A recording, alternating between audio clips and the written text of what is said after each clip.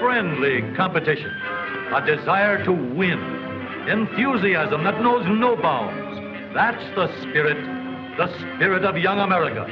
From coast to coast, in everything from sandlots to stadiums, you'll find red-blooded American boys full of that old grit and determination that makes winners and champions. And when the shouting and the laughter of the sandlot grows dim, there's a reason. It's because the great American boy is hard at work, inventing, creating, building something. The energy that is forever behind both the competitive sports of youth and the desire to build and create new things is the energy that develops industrious, dependable citizens of tomorrow. Every spring, in thousands of attics, garages, and basements throughout the country, thousands of young Americans set to work building their entries for the All-American Soapbox Derby. The All-American is the greatest amateur sporting event in the world because it combines both the ingenuity and creative spirit of young America with the natural racing and sporting instincts of boys of all ages. Every boy, everywhere, between the ages of 9 and 15 is eligible for this great race. Sponsored jointly by the leading newspapers and America's leading manufacturer of automobiles, local derbies are run in 116 different cities throughout the country. Each of these local champs is already the proud possessor of the M.E. Coyle Trophy. The place? Akron, Ohio. The time? The morning of August 16th. The excitement? The 1936 All-American and International Soapbox Derby Finals. Today, Akron is a city filled to overflowing, with a big welcome for the thousands who have come from every state in the Union to witness the big event. For the racers, first comes registration and entry blanks, then sweaters, shirts, and all the other official regalia. Thousands of spectators are milling about the champions' cars, getting a good close-up look. Every one of these cars represents many long, hard hours of thought and building. In every one can be seen the inventive and creative ingenuity of our American boys. Each entry gets his car weighed in, and an official sticker shows that the car has been checked by the technical committee and complies with all the rules. The medals and trophy awards and other prizes, too, share the limelight. There are 249 of them in all. And here are 116 All-American boys that have won their local derbies and have come to Akron to compete for the coveted title, All-American Soapbox Derby Champion for 1936. A few of the champions are taking time out for a sightseeing tour of the city, but most of them are going direct to the excited to think of anything but the big race.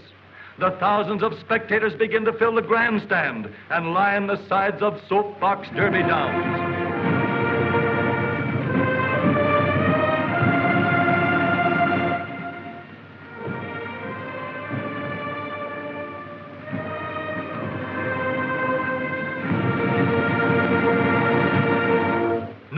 Track in the world is more colorful than this, and yet it's just for boys, all-American boys. At the top of the hill are the racing pits, where the cars are given the final going over for the big race. Here they are, all set for the first heat.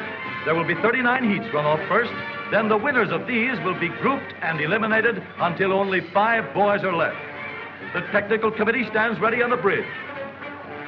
Here they go. Look at those cars travel. It's going to be close. Here's the finish. What a race. But that's only the beginning. From now on, they're going to follow one ride after the other. Maybe you'd like a ride down the track. All right, let's go.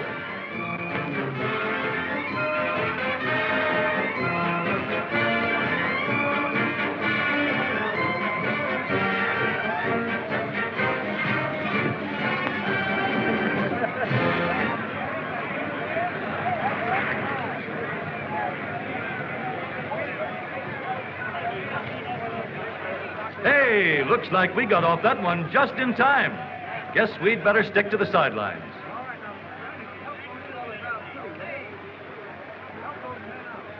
Here are Graham McNamee and Tom Manning getting ready to broadcast over a great nationwide hookup. And millions of people all over the country are listening. Behind the roar of the crowd is the clickety-clack of the typewriters and telegraph keys. Stories of the race flashing over the wires. Pictures, too, both for the newspapers and newsreels.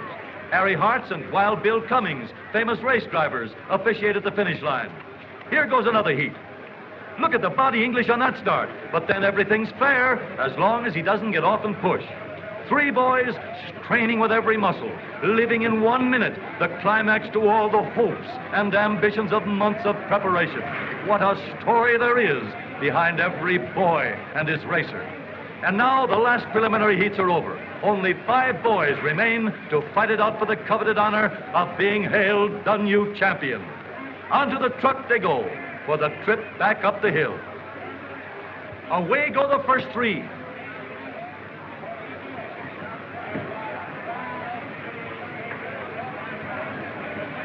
Herbert Minch of St. Louis is the winner.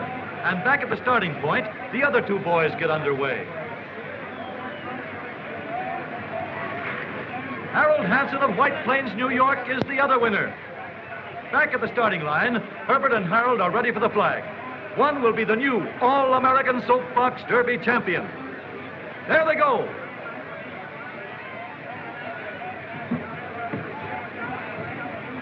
A new national champion, Herbert Minch of St. Louis, crosses the line, the winner. But Herbert can't rest on his laurels as yet. Now both boys go back to the top of the hill and get set for the international race. Racing against the champion from over the ocean, Norman Newman of South Africa.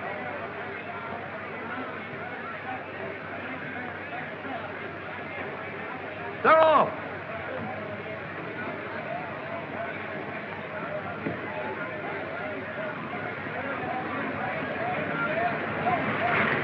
Herbert Minch is first, Harold Hansen second, Norman Newman of Pretoria, South Africa third.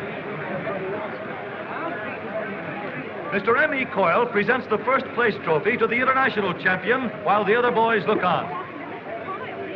As a fitting climax to a great day, there comes the big banquet and awarding of prizes. Here, every boy is a winner. For every driver in the All-American race gets his racing diploma, and among other prizes, a beautiful wristwatch with the Derby emblem embossed on the dial, a constant reminder of this great day in Akron. But the high spot of the banquet is the awarding of the prizes, medals, and trophies to the All-American and international winners. And to you, Herbert Minch, Jr. of St. Louis, it is my pleasure to present to you the first award in the All-American Soapbox Derby, a 4-year scholarship in any state university that you might select. And now to Harold Hansen of White Plains, New York. Harold, I have a letter here which entitles you to get your new car as second prize in the All-American Soapbox Derby. Thank you very much.